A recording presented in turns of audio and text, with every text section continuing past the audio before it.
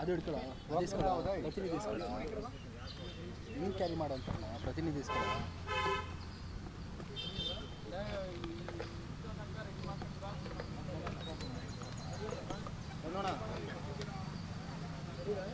Okay ಅಣ್ಣ ಹಂಗೆ ಚರ್ಚೆಯಲ್ಲಿದೆ. But ಅನೇಕ ಕಡೆ ಗೊಂದಲಗಳಿದ್ದಾವೆ. ಇವತ್ತು ಕೂಡ ಜೆಡಿಎಸ್ ಮತ್ತು ಬಿಜೆಪಿ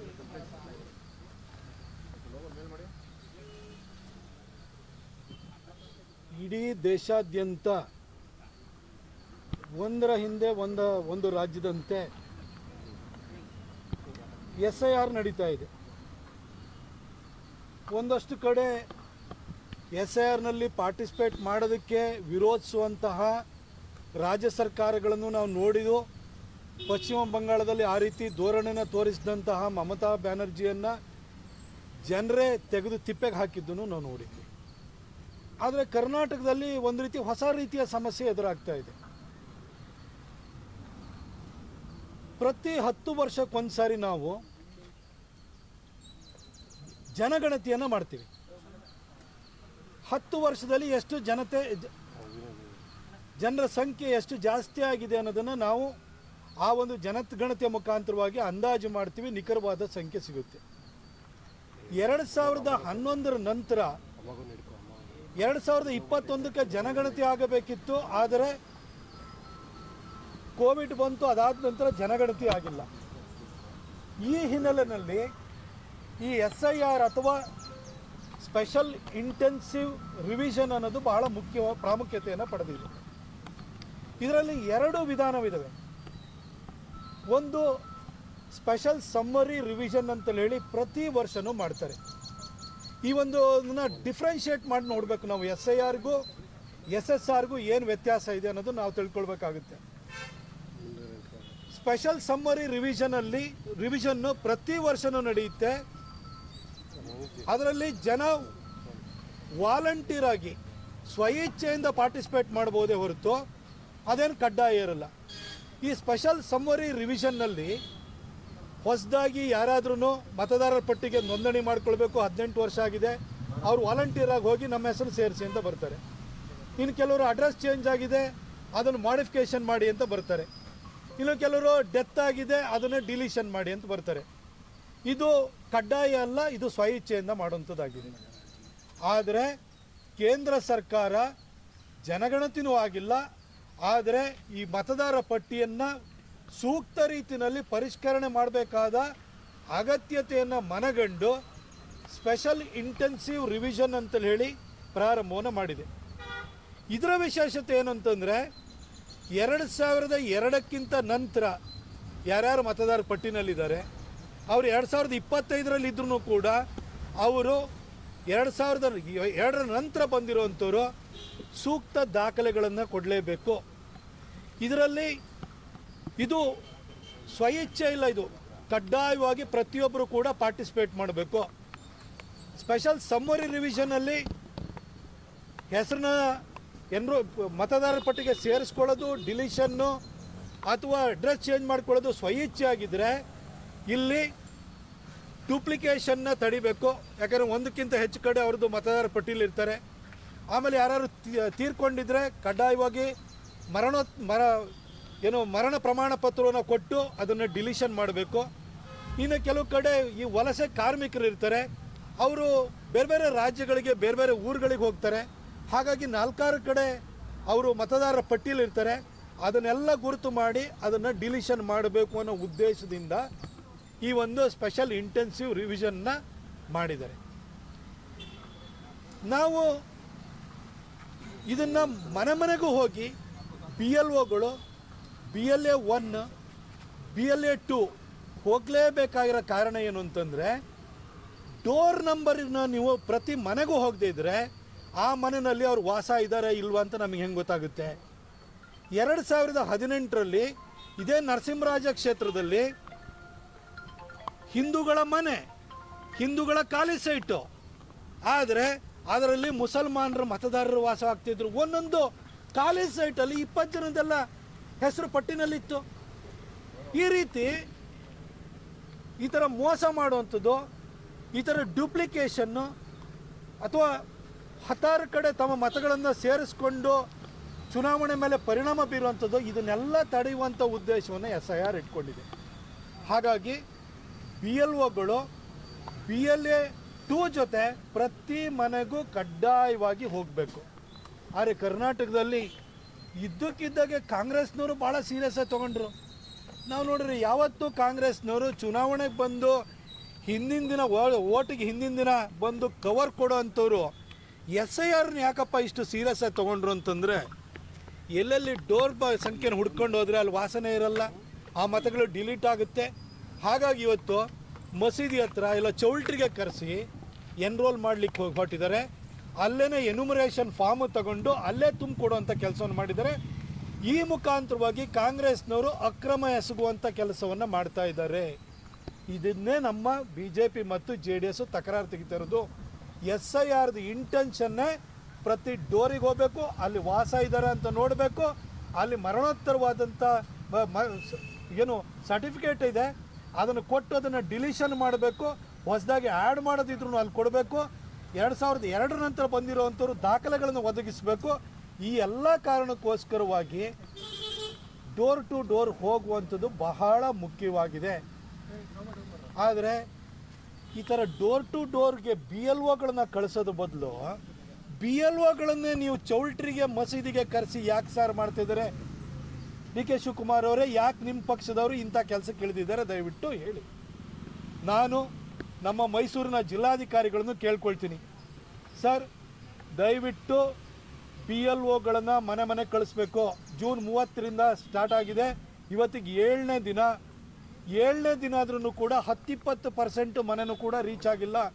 ಎನ್ಯುಮರೇಷನ್ ಫಾರ್ಮನ್ನು ಕೊಡಬೇಕು, ಮನೆ ಬಾಗಿಲಿಗೆ ಹೋಗಿ ಕೊಡಬೇಕು, ಮನೆ ಯಜಮಾನನ ಹತ್ರನೇ ಸೈನ್ ಹಾಕ್ಸ್ಕೊಳ್ಬೇಕು. ಮರಣೋತ್ತರ ಏನು ನಮಗೆ ಒಂದು ಸರ್ಟಿಫಿಕೇಟ್ ಬರುತ್ತೆ, ಅದು ಆ ಸರ್ಟಿಫಿಕೇಟು ಕಡ್ಡಾಯ ಡಿಲೀಷನ್ ಮಾಡಬೇಕು. ಅಂದರೆ ನೀವು ಚೌಲ್ಟ್ರಿಗೆ ಕರೆಸಿದ್ರೆ, ಮಸೀದಿಗೆ ಕರೆದ್ರೆ ನೀವು ಅಲ್ಲಿ ವಾಸವಾಗಿದ್ದೀರಾ, ಡೋರ್ ನಂಬರ್ ಇದೆಯಾ ಇಲ್ವಾ ಅಂತ ಹೆಂಗೆ ಗೊತ್ತಾಗುತ್ತೆ ಸರ್? ನೀವು ಅನಧಿಕೃತವಾಗಿ ಒಂದಷ್ಟನ್ನು ಸೇರಿಸ್ಕೊಳ್ಳೋಕೆ ಇದರಿಂದ ಅವಕಾಶ ಆಗಲ್ವಾ? ಹಾಗಾಗಿ ಡೋರ್ ಹತ್ರಕ್ಕೆ ನೀವು ಕಳಿಸ್ಲೇಬೇಕು.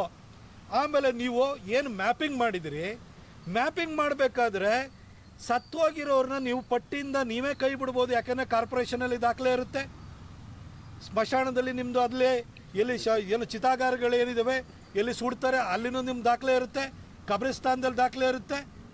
ಅದನ್ನು ಯಾಕೆ ಸರ್ ತೊಗೊಂಡಿದ್ರೊಳಗಡೆ ಮರ್ಚ್ ಮಾಡ್ತಾಯಿಲ್ಲ ನೀವು? ಇದನ್ನು ಮಾಡಬೇಕು ಅಂತ ನಾನು ಮಾನ್ಯ ಜಿಲ್ಲಾಧಿಕಾರಿಗಳು ಕೇಳ್ಕೊಳ್ತೀನಿ. ಒಬ್ಬರು ಎಫಿಷಿಯೆಂಟ್ ಆಫೀಸರ್ ಇದ್ದೀರಿ. ಆದರೆ ಮೈಸೂರಿನಲ್ಲಿ ಮೊನ್ನೆ ಕೈಲಾಸಪುರಮಲ್ಲಿ ಹಾಗೆ ನರಸಿಂಹರಾಜ ಕ್ಷೇತ್ರದಲ್ಲಿ ಮಸೀದಿ ಕರೆಸಿ ಚೌಲ್ಟ್ರಿಗೆ ಕರೆಸಿ ಅಲ್ಲೇ ಎನ್ಯುಮರೇಷನ್ ಫಾರ್ಮ್ ಕೊಡುವಂಥ ಕೆಲಸ ಆಗ್ತಿದೆ. ಇದು ಕಾನೂನಿಗೆ ವಿರುದ್ಧವಾದದ್ದಂತೂ. SIRನ ಏನು ಗುರಿ ಉದ್ದೇಶ ಇದೆ ಅದನ್ನೇ ನಿಷ್ಫಲಗೊಳಿಸುವಂಥ ಪ್ರಯತ್ನ ಆಗಿದೆ. ದಯವಿಟ್ಟು ಇದಕ್ಕೆ ಅವಕಾಶ ಮಾಡಿಕೊಡಬೇಡಿ ಅಂತೇಳಿ ಮಾನ್ಯ ಜಿಲ್ಲಾಧಿಕಾರಿಗಳು ಕೇಳ್ಕೊಳ್ತೀನಿ. ಹಾಗೆಯೇ BLOಗಳು ಯಾರಿದ್ದಾರೆ ಅವರಿಗೆ ಏನಾಗಿದೆ ಅಂತಂದರೆ, ಅವರು ಹೆಚ್ಚು ಮನೆಗೆ ಹೋಗೋಕ್ಕಾಗ್ತಾ ಇಲ್ಲ. ಅವ್ರು ಅದಕ್ಕೆ ಒಂದಷ್ಟು ಜನ ಒಂದೆಲ್ಲೋ ಚೌಲ್ಟ್ರಿನಲ್ಲೋ ಮಸೀದಿನಲ್ಲೋ ಕರೆದು ಕೊಡ್ತಾ ಇದ್ದಾರೆ ಅನ್ನೋದಾದರೆ, BLOಗಳಿಗೆ ಒಂದೊಂದು BLOಗಳಿಗೆ ಒಂದು ಕಡೆ ಒಂದೊಂದು ಬೂತಲ್ಲಿ 600 ಓಟ್ ಇರುತ್ತೆ, 800 ಓಟ್ ಇರುತ್ತೆ, ಕೆಲವು ಕಡೆ 1500 ಓಟ್ ಇದ್ದಾವೆ.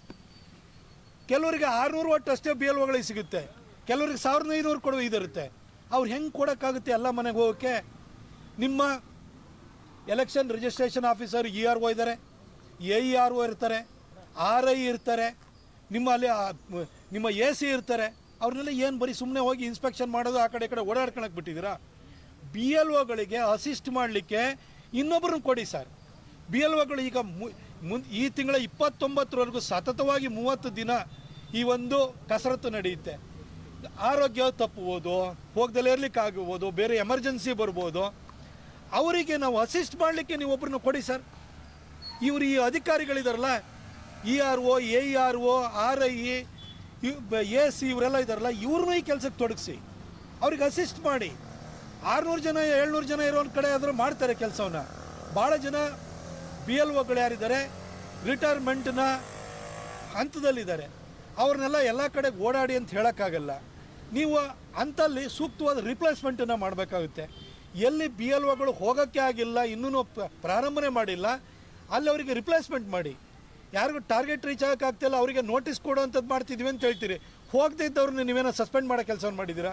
ಏನು ಆ್ಯಕ್ಷನ್ ಇನಿಷಿಯೇಟ್ ಆಗ್ತಿಲ್ಲ, ಬರೀ ಹೇಳಿಕೆಗಳು ಬರ್ತಾ ಇದೆ. ಹಾಗಾಗಿ ನಾನು ಮಾನ್ಯ ಜಿಲ್ಲಾಧಿಕಾರಿಗಳಲ್ಲಿ ಕೇಳ್ಕೊಳ್ತೀನಿ, ಮೈಸೂರು ಜಿಲ್ಲೆಯಲ್ಲಿ ನಾವು 2014ರಿಂದ ಸ್ವತಃ ನಾನು ನೋಡಿದ್ದೀನಿ, ನಮ್ಮ ಖಾಲಿ ಸೈಟ್ಗಳಲ್ಲೂ ಕೂಡ ಮುಸಲ್ಮಾನ ಓಟ್ಗಳು ಬಂದಿದ್ದನ್ನು ನಾವು ನೋಡಿದ್ದೀವಿ. ಹಾಗಾಗಿ ಈ ಒಂದು ಸ್ಪೆಷಲ್ ಇಂಟೆನ್ಸಿವ್ ರಿವಿಷನ್ದ ಉದ್ದೇಶವನ್ನು ನಿಷ್ಫಲಗೊಳಿಸುವಂಥ ಪ್ರಯತ್ನವನ್ನು ಕಾಂಗ್ರೆಸ್ಸು ತನ್ನ ಆಡಳಿತ ಯಂತ್ರವನ್ನು ಯೂಸ್ ಮಾಡಿಕೊಂಡು ಮಾಡೋಕ್ಕೆ ಹೊರಟಿದೆ. ಇದಕ್ಕೆ BJP JDS ನಾವು ತಕರಾರು ಎತ್ತಿದ್ದೀವಿ. ನೀವು ಆ ಉದ್ದೇಶ ನಿಷ್ಫಲ ಆಗಬಾರ್ದು. ದಯವಿಟ್ಟು ಡೋರ್ ಟು ಡೋರ್ ಕಳಿಸೋ ಕೆಲಸ ಮಾಡಬೇಕು. ಕೆಲವೊಂದು ಬೂತ್ಗಳಿಗೆ BLOಗಳು ಹೋಗೇ ಇಲ್ಲ. ಅವರಿಗೆ ಆಲ್ರೆಡಿ 6-7 ದಿನ ಅವರಿಗೆ ವೇಸ್ಟ್ ಆಗೋಯ್ತು. ನೀವು 21ರೊಳಗಡೆ ಮುಗಿಸ್ಬೇಕು ಅಂತ ಹೇಳ್ತೀರಿ, 29ರೊಳಗಡೆ ಹೇಗೆ ಮುಗಿಸೋಕ್ಕಾಗುತ್ತೆ? 7 ದಿನ ಇಲ್ಲಿ ಹೊರಟೋಗಿ ಆಯ್ತಲ್ಲ. ಅದಕ್ಕೆ ನೀವು ಅವರಿಗೆ ಅಸಿಸ್ಟ್ ಮಾಡಲಿಕ್ಕೆ ಇನ್ಯಾರು ಹೋಗಿಲ್ಲ ಅವ್ರ ಮೇಲೆ ಆ್ಯಕ್ಷನ್ ಇನಿಷಿಯೇಟ್ ಮಾಡೋ ಕೆಲಸನೂ ಆಗಬೇಕು.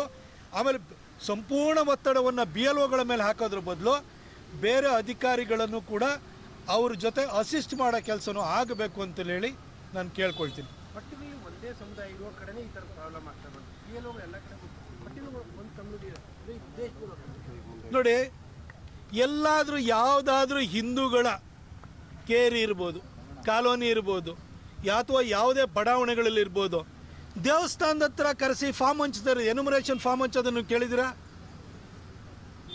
ಎಲ್ಲಾದ್ರೂ ಕೂಡ ಚೌಲ್ಟ್ರಿ ಮಾಡಿಬಿಟ್ಟು ಹಿಂದೂಗಳು ಡಾಮಿನೇಷನ್ ಇರೋ ಏರಿಯಾದಲ್ಲಿ ಈ ಥರ ಕೆಲಸ ನಡೀತಾ ಇರೋಂಥದ್ದು ನೀವು ನೋಡಿದಿರಾ? ಇಲ್ಲ.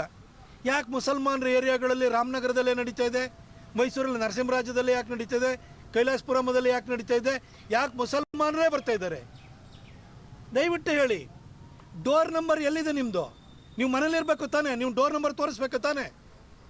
ನಿಮ್ಮ ಮನೆಯಲ್ಲಿ ಯಾರು ತೀರ್ಕೊಂಡಿದ್ರೆ ಅದ್ರದ್ದು ಅವ್ರನ್ನ ಡಿಲೀಷನ್ ಆಗಬೇಕಲ್ವ, ನೀವು ಮರಣೋತ್ತರ ಪತ್ರನ ಕೊಡಬೇಕಲ್ವಾ? ಅದನ್ನು ಕೊಡಿ. ನೀವು ಇವತ್ತು ಯಾರೊಬ್ಬ, ಇಲ್ಲೊಬ್ಬ ಅಬ್ದುಲ್ಲಾ ಇರ್ತಾನೆ, ಇನ್ನೊಬ್ಬ ಅಬ್ದುಲ್ ಖಾದರ್ ಅಂತ ಇರ್ತಾನೆ, ಎರಡೂ ಕಡೆ ಒಂದು ಹೆಸರು ಇರ್ತದೆ. ನೀವು ಏನಿಲ್ಲಿ ಮನೆಗೆ ಹೋಗಿ ಎನ್ಯುಮರೇಷನ್ ಫಾರ್ಮ್ ಕೊಡಲಿಲ್ಲ ಅಂದರೆ ಈ ರೀತಿ ಡೂಪ್ಲಿಕೇಶನ್ನ ನೀವು ಹೆಂಗೆ ತಡೆಯೋಕ್ಕಾಗುತ್ತೆ? ನೀವು ಸ್ಥಳಕ್ಕೆ ಹೋಗಲಿಲ್ಲ ಅಂದರೆ ಆತ 4 ಕಡೆ ಇದ್ದರೆ ಅವನು ಮೀನಾಬಾಗಲ್ಲಿ ಬಂದು ಚಾಮರಾಜಕ್ಕೂ ಓಟ್ ಹಾಕ್ತಾರೆ, ಅಲ್ಲಿ ಹೋಗ್ಬಿಟ್ಟು ಉದಯಗಿರಿಗೆ ಹೋಗಿ ನರಸಿಂಹರಾಜಕ್ಕೂ ಓಟ್ ಹಾಕ್ತಾರೆ, ಈ ಕಡೆ ಬಂದು ಕೃಷ್ಣರಾಜಕ್ಕೂ ಓಟ್ ಹಾಕ್ತಾನೆ. 3 ಕಡೆನೂ ಇದ್ದಾವೆ. ಹಾಗಾಗಿಯೇ ಇದನ್ನು ಡೋರ್ ಟು ಡೋರ್ ಹೋಗುವಂಥದ್ದು ಭಾಳ ಮುಖ್ಯ. ಈ ಕೆಲಸಕ್ಕೆ ಕೈ ಹಾಕಿರೋರು ಬರೀ ಮುಸಲ್ಮಾನ ಡಾಮಿನೇಷನ್ ಇರುವ ಜಾಗಗಳಲ್ಲಾಗಿರೋದ್ರಿಂದಲೇ ನಮ್ಮ ತಕರಾರು. ನಾವೇನು ಯಾವುದೇ ಜಾತಿ ಧರ್ಮದ ವಿರೋಧಿಗಳಂತಲ್ಲ. ನಿಮ್ಮಲ್ಲೇ ಯಾಕೆ ಹಿಂಗಾಗ್ತಾ ಇದೆ? ಮುಸಲ್ಮಾನರ ಬಾಹುಳ್ಯ ಇರುವಂಥ ಜಾಗಗಳಲ್ಲೇ ಮಸೀದಿಯಲ್ಲಿ ಮತ್ತು ಚೌಲ್ಟ್ರಿಗಳಲ್ಲಿ ಯಾಕಾಗಿ ಎನ್ಯುಮರೇಷನ್ ಫಾರ್ಮ್ ಕೊಡ್ತಾ ಇದ್ದೀರಿ? ಡೋರ್ಗೆ ಹತ್ರ ಹೋಗಬೇಕಾಗಿರೋದು ಈ ಮನೆಯನ್ನು ನಾವು ಈ ಒಂದು ಸ್ಪೆಷಲ್ ಇಂಟೆನ್ಸಿವ್ ರಿಜಿಸ್ಟ್ರೇಷನ್ಗೆ ನಾವು ಈ ಮನೆಗೆ ಬಂದಿದ್ದೀವಿ ಅಂತ ಸ್ಟಿಕ್ಕರ್ ಅಂಟಿಸ್ಬೇಕಾದ ಕಡ್ಡಾಯ ತಾನೆ. ಕಡ್ಡಾಯ ಆದಮೇಲೆ ನೀವು ಮಸೀದಿನಲ್ಲಿ ಛತ್ರದಲ್ಲಿ ಕೂರಿಸ್ಕೊಂಡ್ರೆ ನೀವು ಎಲ್ಲಿ ಸ್ಟಿಕ್ಕರ್ ಅಂಟಿಸ್ತೀರಿ? ನೀವು BLOಗಳಿಗೆ ಕೆಲಸದ ಒತ್ತಡನೂ ಇದೆ. BLOಗಳು ಹೇಳಿ ಕೇಳಿ ಅಧಿಕಾರಿಗಳಾಗಿರ್ತಾರೆ. ಅವ್ರಿಗೆ ಏನಾಗುತ್ತೆ, ಈ ಸರ್ಕಾರ ನಡೀತಾ ಇರೋದ್ರಿಂದ ಅವ್ರ ಮೇಲೆ ಒತ್ತಡ ಇದೆ. ಹಾಗಾಗಿ ಅವ್ರು ಯಾರೇ ಕರೆದ್ರೂ ಕೂಡ, ಕಾಂಗ್ರೆಸ್ಸಿನ ಯಾರೊಬ್ಬ ಬ್ಲಾಕ್ ಅಧ್ಯಕ್ಷ ಕರೆದ್ರೂ, ಕಾಂಗ್ರೆಸ್ಸಿನ ಅವನ ಪುಡಾರಿ ಕರೆದ್ರೂ ಕೂಡ ಭಯಭೀತರಾಗಿದ್ದಾರೆ. ಇವತ್ತು ಮಾನ್ಯ ಮುಖ್ಯಮಂತ್ರಿಗಳ ನೀವು ಅವರ ಕಾರ್ಯವಿಧಾನವನ್ನು ನಾವು ನೋಡಿದ್ದೀವಿ, ಅವರ ಆಡಳಿತ ಶೈಲಿಯನ್ನು ನಾವು ನೋಡಿದ್ದೀವಿ. ಅವರು ಒಂದು ರೀತಿ ಧಮಕಿ ಹಾಕೇ ಕೆಲಸ ಮಾಡಿಸುವಂಥದ್ದಾಗಿರೋದ್ರಿಂದ ಈ ಅಧಿಕಾರಿಗಳು ಹೆದರುತ್ತಾರೆ. ಆ ಕಾರಣಕ್ಕೋಸ್ಕರನೇ ಮಸೀದಿಗೋ ಛತ್ರಕ್ಕೋ ಹೋಗಿ ಇವತ್ತು ಅಧಿಕಾರಿಗಳು ಎನ್ಯುಮರೇಷನ್ ಫಾರ್ಮ್ ಕೊಡೋದಕ್ಕೆ ಹೊರಟಿದ್ದಾರೆ ಅಷ್ಟೇ. ಗೃಹ ಮಂತ್ರಿಗಳು ಕೆಲಸ ಸುಲಭ ಆಗಲಿ ಅಂದ್ಬಿಟ್ಟು ಮಾಡ್ತಾ ಇರ್ಬೋದು ಅನ್ನೋ ಒಂದು ಸ್ಟೇಟ್ಮೆಂಟ್ ಅಲ್ಲ, ನಾನು ಕೇಳ್ತೀನಿ, ಗೃಹ ಮಂತ್ರಿಗಳು ಸದಾಶಿವನಗರದಲ್ಲಿ ವಾಸ ಮಾಡ್ತಿದ್ದಾರೆ, ಅದೇ ರೀತಿಯಲ್ಲಿ ಕಲಬುರಗಿನಲ್ಲೂ ಇದ್ದಾರೆ. ಈಗ ಅವ್ರ ಮನೆಯಲ್ಲಿ ಸದಾಶಿವನಗರದ ಉಳಿಸ್ಕೊಳ್ತೀರಾ ಅಥವಾ ನೀವು ಕಲಬುರಗಿದು ಉಳಿಸ್ಕೊಳ್ತೀರಾ ಅಂತ BLO ನಿಮ್ಮ ಮನೆ ಬಂದ್ರೆ ತಾನೇ ಗೊತ್ತಾಗೋದು. ಆಗ ಮಾತ್ರ ನಿಮಗೆ ಎನ್ಯುಮರೇಷನ್ ಫಾರ್ಮ್ ಕೊಡೋಕ್ಕಾಗುತ್ತಾನೆ. ಹಾಗೆಯೇ ಇಲ್ಲೂ ಕೂಡ ಬಹಳಷ್ಟು ಜಾಗಗಳಲ್ಲಿ ಈ ಥರ ಇದು ಒಂದು ಪರಿಸ್ಥಿತಿ ಇದೆ. ಮಲ್ಟಿಪಲ್ ಲೊಕೇಶನಲ್ಲಿ ಅವ್ರದ್ದು ವೋಟರ್ ID ಇಟ್ಕೊಂಡಿದ್ದಾರೆ. ಈ ಡ್ಯೂಪ್ಲಿಕೇಶನ್ ಹೊಡಿಬೇಕು ಅನ್ನೋದೇ ಈ SIRನ ಉದ್ದೇಶ ಆಗಿದೆ. ಅದನ್ನು ಗೃಹ ಸಚಿವರು ಅವರಿಗೆ ಅರ್ಥ ಆಗಲಿಲ್ಲ ಅಂತಂದರೆ ಬಹುಶಃ ಅವರ ವಿದ್ಯಾರ್ಹತೆಗೆ ಮೀರಿದಂತಹ ತಿಳುವಳಿಕೆ ಇದಾಗಿದೆ ಅಂತಂದರೆ ನಾನೇನು ಮಾಡೋಕ್ಕಾಗಲ್ಲ. ಹಾಗಾದರೆ ನಿಮಗೆ ಡೋರ್ ನಂಬರ್ ಯಾಕೆ ಕೊಡಬೇಕಾಗಾದ್ರೆ?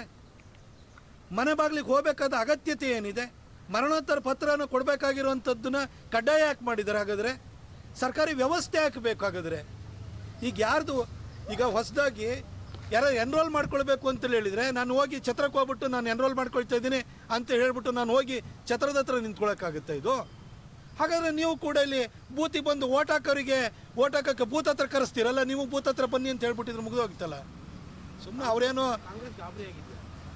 ಕಾಂಗ್ರೆಸ್ಸಿಗೆ ಈ ಡ್ಯೂಪ್ಲಿಕೇಶನ್ನು ಮಲ್ಟಿಪಲ್ ಲೊಕೇಶನಲ್ಲಿ ಓಡಿಸಿರೋವಂಥದ್ದು ಇದು ಮುಸಲ್ಮಾನರದೇ ಅಂತ ಅವ್ರಿಗೆ ಭಾಳ ಚೆನ್ನಾಗಿ ಗೊತ್ತು. ಅದು ಹೋಯಿತು ಅಂತಂದರೆ 2078 ಎಲೆಕ್ಷನಲ್ಲಿ ಅವರಿಗೆ ದೊಡ್ಡ ಆಘಾತ ಕಾದಿದೆ ಅಂತ ಅವ್ರಿಗೆ ಅನಿಸಿದೆ. ಇಲ್ಲಾಂದ್ರೆ ಈ ಕಾಂಗ್ರೆಸ್ನವ್ರು ಯಾವತ್ತಾರು ಸಂಘಟನಾತ್ಮಕ ಚಟುವಟಿಕೆ ಮಾಡಿರೋದು ನೀವು ನೋಡಿದ್ದೀರಾ? SIR ಬಗ್ಗೆ ಇವತ್ತು ಸಭೆ ಮಾಡ್ತಾ ಇದ್ದಾರೆ ಅಂತೇಳಿ ಹೇಳಿದರೆ ಕಾಂಗ್ರೆಸ್ನವರು ಉದ್ದೇಶ ಏನು ಅಂತಂದರೆ ಈ ಡ್ಯೂಪ್ಲಿಕೇಶನ್ಗಳನ್ನ ಹಾಗೆ ಉಳಿಸ್ಕೊಳ್ಬೇಕು, ಯಾರು ಸತ್ತೋಗಿದ್ದಾರೆ ಅವರು ಓಟನ್ನು ಕೂಡ ಉಳಿಸ್ಕೊಳ್ಬೇಕು, ಸತ್ತವರು ಬಂದು ನೆಕ್ಸ್ಟ್ 2028ಕ್ಕೆ ಬಂದು ಓಟ್ ಹಾಕಬೇಕು, ಅದು ಅವ್ರ ಉದ್ದೇಶವಾಗಿದೆ. ನಾನು ಮಾನ್ಯ ಜಿಲ್ಲಾಧಿಕಾರಿಗಳಲ್ಲಿ ಇನ್ನೊಂದು ಮನವಿ ಮಾಡ್ಕೊಳ್ತೀನಿ, ಯಾರ್ಯಾರು ಸತ್ತಿದ್ದಾರೆ ಕಾರ್ಪೊರೇಷನಲ್ಲಿ ನಿಮ್ಮ ಹತ್ರ ಅದರ ಅಂಕಿಅಂಶ ಇರುತ್ತದೆ, ಡೇಟಾ ಇದೆ. ಮುಸಲ್ಮಾನರು ಅಲ್ಲಿ ಕೊಟ್ಟಿಲ್ಲ ಅಂತ ತಿಳ್ಕೊಳ್ಳಿ, ಅವರೇನು ಡೆತ್ ಸರ್ಟಿಫಿಕೇಟ್ ತೊಗೊಳ್ಳೋಂಥದ್ದು ಭಾಳ ಕಮ್ಮಿ. ಕಬರಿಸ್ತಾನದಲ್ಲಿ ಅದಕ್ಕೆ ಆದಂಥ ದಾಖಲೆನ ನೀವು ಇಟ್ಕೊಂಡಿರ್ತೀರಿ. ಪ್ರತಿಯೊಂದೂ ಕೂಡ ಕಾರ್ಪೊರೇಷನ್ ವ್ಯಾಪ್ತಿನಲ್ಲಿದೆ, ಕಾರ್ಪೊರೇಷನ್ ಸುಪರ್ದಿನಲ್ಲಿದೆ. ದಯವಿಟ್ಟು ಯಾರ್ಯಾರು ಡೆತ್ ಆಗಿದ್ದಾರೆ ಅವ್ರನ್ನ ತೊಗೊಂಬಂದು ಮ್ಯಾಪಿಂಗಲ್ಲಿ ಆ ಡೆತ್ ಆಗಿರೋನು ನೀವೇ ಆಟೋಮೆಟಿಕ್ಕಾಗಿ ಡಿಲೀಟ್ ಮಾಡೋ ಕೆಲಸನೂ ಮಾಡಬೇಕು ಸರ್. ಸರ್, ಮೈಸೂರು ಅಂತ ಊರಲ್ಲಿ ಪ್ರಾಬ್ಲಮ್ ಆಗ್ತದೆ, ಅವ್ರು ಬೇರೆ ಊರಿಂದ ಬಂದಿರ್ತಾರೆ, ಆ ಊರಲ್ಲಿ ಓಟ್ ಉಳಿಸ್ಕೊತಾರೆ, ಇಲ್ಲಿನೂ ಕೂಡ ಇದೆ. ಈ ಥರ ಡೂಪ್ಲಿಕೇಶನ್ ನಾನು ಮೈಸೂರಿನ ಸಮಸ್ತ ನಿವಾಸಿಗಳಿಗೂ ಕೂಡ ಕೇಳ್ಕೊಳ್ತೀನಿ, ನಿಮ್ಮಲ್ಲಿ ಭಾಳ ಜನ ಚಾಮರಾಜನಗರದಿಂದ ಬಂದು ಜಿಲ್ಲೆಯಿಂದ ಬಂದು ಇಲ್ಲಿ ವಾಸ ಇದ್ದೀರಿ, ಮಂಡ್ಯ ಜಿಲ್ಲೆಯವರು ವಾಸ ಇದ್ದೀರಿ, ಹಾಸನ್ನವರು ವಾಸ ಇದ್ದೀರಿ, ಬೇರೆ ಬೇರೆ ರಾಮನಗರ ಅವರು ಜಿಲ್ಲೆ, ಬೇರೆ ಬೇರೆ ಜಿಲ್ಲೆಯವರು ಕೂಡ ಇಲ್ಲಿ ಬಂದು ವಾಸ ಇದ್ದೀರಿ. ನೀವು ಒಂದೇ ಕಡೆ ನಿಮ್ಮನ್ನು ಓಟ್ ಉಳಿಸ್ಕೊಳ್ಬೇಕಾಗುತ್ತೆ. ಅದರಲ್ಲೂ ವಿಶೇಷವಾಗಿ ನಾನು ಚಾಮರಾಜ ವಿಧಾನಸಭಾ ಕ್ಷೇತ್ರದ ಮತದಾರರಲ್ಲಿ ಮನವಿ ಮಾಡ್ಕೊಳ್ತೀನಿ, ನಿಮ್ಮಲ್ಲಿ ದೊಡ್ಡ ಸಂಖ್ಯೆಯ ವೋಟರ್ಸ್ ಇರೋವಂಥವ್ರು, ನೀವು KR ಪೇಟೆಯವರಾಗಿದ್ದೀರಿ, ನಾಗಮಂಗಲದವ್ರು ಇದ್ದೀರಿ, ನೀವು ಮಂಡ್ಯದವ್ರು ಇದ್ದೀರಿ, ಹಾಸನವ್ರು ಇದ್ದೀರಿ, ನೀವು ಬೇರೆ ಬೇರೆ ಕಡೆ ತುಮಕೂರಿಂದ ಬಂದಿರೋರು ಇದ್ದೀರಿ, ರಾಮನಗರದಿಂದ ಬಂದಿರೋರು ಇದ್ದೀರಿ, ಭಾಳ ದೊಡ್ಡ ಸಂಖ್ಯೆಯಲ್ಲಿ ನೀವು ಬಂದಿದ್ದೀರಿ. ಇಲ್ಲೇ ವಾಸ ಮಾಡ್ತೀರಿ, ಇಲ್ಲೇ ನಿಮ್ಮ ಮಕ್ಕಳನ್ನು ಓದಿಸ್ತೀರಿ, ಇಲ್ಲೇ ದುಡಿತೀರಿ, ಓಟು ಊರಲ್ಲೂ ಇದೆ, ಇಲ್ಲೂ ಇದೆ. ದಯವಿಟ್ಟು ನೀವು ಇಲ್ಲಿಯವ್ರ ತಾನೇ ಮೈಸೂರಿಗರಾಗಬೇಕು ಅಂತಂದರೆ ಮೈಸೂರಲ್ಲೇ ನಿಮ್ಮ ಓಟನ್ನು ಉಳಿಸ್ಕೊಳ್ಳಿ. ಮೈಸೂರಲ್ಲೇ ವಾಸ ಇದ್ದು ಮೈಸೂರಲ್ಲೇ ನೀವು ಬದುಕನ್ನು ನಡೆಸ್ತಾ ಮೈಸೂರಲ್ಲೇ ಮಕ್ಕಳನ್ನು ಓದಿಸ್ತಾ ಊರು ಓಟು ಉಳಿಸ್ಕೊಳ್ತೀನಿ ಅಂದರೆ ನೀವು ಇಲ್ಲಿವರೆಗೆ ಹೊರಗಿನವ್ರು ಆಗಬೇಕಾಗುತ್ತೆ. ವಿಶೇಷವಾಗಿ ನಾನು ಚಾಮರಾಜ ಕ್ಷೇತ್ರದ ಮತದಾರರಿಗೆ ಹೇಳ್ತೀನಿ, KR ಪೇಟೆಯವರಿಗೆ, ನಾಗಮಂಗಲದವರಿಗೆ, ಮಂಡ್ಯದವರಿಗೆ, ನಿಮಗೆ ನಿಮ್ಮನ್ನು ದೃಷ್ಟಿಯಲ್ಲಿ ಇಟ್ಕೊಂಡು ಹೇಳ್ತೀನಿ, ದಯವಿಟ್ಟು ಓಟನ್ನು ಚಾಮರಾಜದಲ್ಲೇ ಉಳಿಸ್ಕೊಳ್ಳಿ. ಇಲ್ಲಾಂದರೆ ನೀವು ಇಲ್ಲೇ ವಾಸ ಮಾಡ್ತಿದ್ರು ಹೊರಗಿನವರಾಗಿ ಬದುಕಬೇಕಾಗುತ್ತೆ. ಊರಲ್ಲಿ ನಿಮ್ಮದು ತೋಟ ಗದ್ದೆ ಮನೆ ಇತ್ತು ಅಂದರೆ ಅದಿರಲಿ, ಆದರೆ ಈ ಊರು ನಿಮಗೆ ಬದುಕನ್ನು ಕೊಟ್ಟಿದೆ, ಈ ಊರಿನಲ್ಲಿ ನೆಲೆಸಿದಿರಿ, ಓಟನ್ನು ಇಲ್ಲೇ ಉಳಿಸ್ಕೊಳ್ಳಿ. ಹಾಗೆ ಚಾಮರಾಜನಗರದವರು ಕೂಡ ಯಾರಿದ್ದೀರಿ ಮೈಸೂರಲ್ಲೇ ಓಟನ್ನು ಉಳಿಸ್ಕೊಳ್ಳಿ ಅಂತ ನಿಮ್ಮನ್ನು ಕೂಡ ಕೇಳ್ಕೊಳ್ತೀನಿ. ಎಲ್ಲ ಕ್ಷೇತ್ರ ವಿಚಾರದಲ್ಲಿ ನಿನ್ನೆ ಯದುವೀರ್ ಅವರು ಮಾತಾಡಿದ್ರು, ಬಟ್ ಅದಕ್ಕೆ ದೊಡ್ಡ ಮಟ್ಟದ ಸೂಚನೆ ಅಲ್ಪಸಂಖ್ಯಾತ ಈಗ ನಮ್ಮ ಸಂಸದರಾಗಿರುವಂತಹ ಯದುವೀರ್ ಮಹಾರಾಜರು ಮಸೀದಿಯಲ್ಲಿ ಛತ್ರಗಳಲ್ಲಿ ದಂಡಾಗಿ ಮುಸಲ್ಮಾನರನ್ನು ಕರ್ಕೊಂಡು ಬಂದು ಅಲ್ಲೇ ಎನ್ಯುಮರೇಷನ್ ಫಾರ್ಮನ್ನು ವಿತರಣೆ ಮಾಡ್ತಾ ಇರೋದ್ರ ಬಗ್ಗೆ, ಕಾನೂನು ಬಾಹಿರವಾಗಿ ಈ ರೀತಿ ಪ್ರಕ್ರಿಯೆ ನಡೆಸ್ತಾ ಇರೋ ಬಗ್ಗೆ ಧ್ವನಿ ಎತ್ತಿದ್ದಾರೆ. ನಾವೇನು ಓಟ್ ಹಾಕಿಲ್ವಾ ಅಂತ ಹೇಳಿ ನರಸಿಂಹರಾಜದಲ್ಲಿ ಕೆಲವರು ಯಾರು ನಮ್ಮ ಕೆಲವು ಕಾರ್ಪೊರೇಟರ್ಸ್ಗಳು, ಮುಸಲ್ಮಾನ ನಾಯಕರುಗಳು ಏನು ಭಾಳ ಕೆಟ್ಟದಾಗೆಲ್ಲ ಮಾತಾಡಿದ್ದಾರೆ. ನಾನು ನಿಮಗೆ ಕೇಳಲಿಕ್ಕೆ ಬಯಸ್ತೀನಿ, ಮೊನ್ನೆ ಲೋಕಸಭಾ ಚುನಾವಣೆ ಆಯ್ತಲ್ಲ 2024ರಲ್ಲಿ, ನಿಮ್ಮ ಯಾವ ಬೂತಲ್ಲಿ ಮುಸಲ್ಮಾನ ಬಾಹುಳ್ಯ ಇರುವಂಥ ಯಾವ ಬೂತಲ್ಲಿ ಮಹಾರಾಜರಿಗೆ 100 ಓಟ್ ಕೊಟ್ಟಿದ್ದೀರಿ ಹೇಳ್ರಪ್ಪ? 100 ಓಟು ಮೆಜಾರಿಟಿ ಬಿಟ್ಬಿಡಿ, ಲೀಡ್ ಕೊಡೋದು ಬಿಡಿ, ಯಾವ್ದಾದ್ರು ಓಟ್ ಕೊಟ್ಟಿದ್ದೀರಾ? ಆಯಿತು. 2024ರಲ್ಲಿ ನರಸಿಂಹರಾಜ ಕ್ಷೇತ್ರದಲ್ಲಿ ಮಹಾರಾಜರಿಗೆ ಬಂದಿರೋ ಮೈನಸ್ ಓಟ್ ಎಷ್ಟು ಹೇಳಿ? ಕಾಂಗ್ರೆಸ್ಸಿಗೆ 1.5 ಲಕ್ಷ ಚಿಲ್ಲರೆ ಓಟ್ ಕೊಟ್ಟಿದ್ದೀರಿ, ಮಹಾರಾಜರಿಗೆ ಎಷ್ಟು ಓಟ್ ಕೊಟ್ಟಿದ್ದೀರಿ? 75,500 ಮೈನಸ್ಸು. ಮತ್ತು ನಾವು ಓಟ್ ಹಾಕಿದ್ದೀವಿ, ಹಂಗಾರೆ ನಿಮ್ಮ ಓಟ್ ಎಲ್ಲಿಗೆ ಹೋಯ್ತು? ನಿಮ್ಮ ಓಟ್ ಕಾಂಗ್ರೆಸ್ ಅಭ್ಯರ್ಥಿಗೆ ಹೋಗಿದೆ. ಇನ್ನೂ ಇವತ್ತು ಡ್ಯೂಪ್ಲಿಕೇಶನ್ ಮಾಡಿ ಮಲ್ಟಿಪಲ್ ಲೊಕೇಶನಲ್ಲಿ ನೀವು ಓಟ್ ಹಾಕ್ತಾಯಿದ್ದೀರಿ. ಹಾಗಾಗಿ ಇದು ಫಿಲ್ಟರ್ ಮಾಡಬೇಕು. ಆ ದೃಷ್ಟಿಯಿಂದ ಡೋರ್ ಟು ಡೋರ್ ಹೋಗಿ ಎನ್ಯುಮರೇಷನ್ ಫಾರ್ಮ್ ಕೊಡಬೇಕು ಅಂತ ಮಹಾರಾಜರು ಹೇಳಿದ್ದಾರೆ. ಅದು ಬಿಟ್ಟು ನಾವು ಓಟ್ ಹಾಕಿದ್ವಿ, ನಿಮ್ಮ ಓಟ್ ಹಂಗಾದ್ರೆ ಎಲ್ಲಿಗೆ ಹೋಯ್ತು ರೀ? ನೀವು ಓಟ್ ಹಾಕಿದ್ದು ಬಿ ಜೆ ಪಿ ಗುರುತಿಗಾಗಿದ್ರೆ ಕಾಂಗ್ರೆಸ್ನ ಅಕೌಂಟಿಗೆ ಹೆಂಗೆ ಹೋಯ್ತು? ಸುಮ್ಮನೆ ಬಂದು ಈ ರೀತಿ ತುಚ್ಛವಾಗಿ ಮಾತಾಡೋದನ್ನು ಬಿಡಿ. ನೀವು ಓಟ್ ಹಾಕಿದಲ್ಲೇ ಓಟ್ ಹಾಕಿದ್ದೀವಿ ಅಂತ ಹೇಳೋಂಥ ಈ ಸುಳ್ಳು ಹೇಳೋದನ್ನು ಬಿಡಿ. ನಿಮ್ಮ ನರಸಿಂಹರಾಜ ಕ್ಷೇತ್ರದಲ್ಲಿ ಮುಸಲ್ಮಾನರು ಮೆಜಾರಿಟಿ ಇರುವಂಥ ಯಾವ ಬೂತಲ್ಲಿ ನಮ್ಮ ಸಂಸದರಿಗೆ ನೀವು ಲೀಡ್ ಕೊಟ್ಟಿರಿ ತೋರಿಸ್ಬಿಡ್ರಿ ನೋಡೋಣ. ಈಗ ಗೃಹ ಸಚಿವರು ಮತ್ತೆ RSS ಇಂದ ಬಿದ್ದಿರುವಂಥದ್ದು, ನಾನು ಗೃಹ ಸಚಿವ ಆಗಿರುವವರೆಗೂ ಅನುಮತಿ ಕಡ್ಡಾಯ ಅವರ ಪದಸಂಚಲನಕ್ಕೆ ಎಲ್ಲ ಮಾಡಲು ಬಿಡೋದಿಲ್ಲ. ಸಾಕು, ರಿಯಾಕ್ಷನ್ ಬೇಕಂತ ಹಂಗಾಗಿ ಅವ್ರು ಮಾತಾಡಿರುವಂಥದ್ದು. ಓಕೆ ಮಾತಾಡ್ತೀನಿ. ರಾಮ ಇನ್ನೂ 15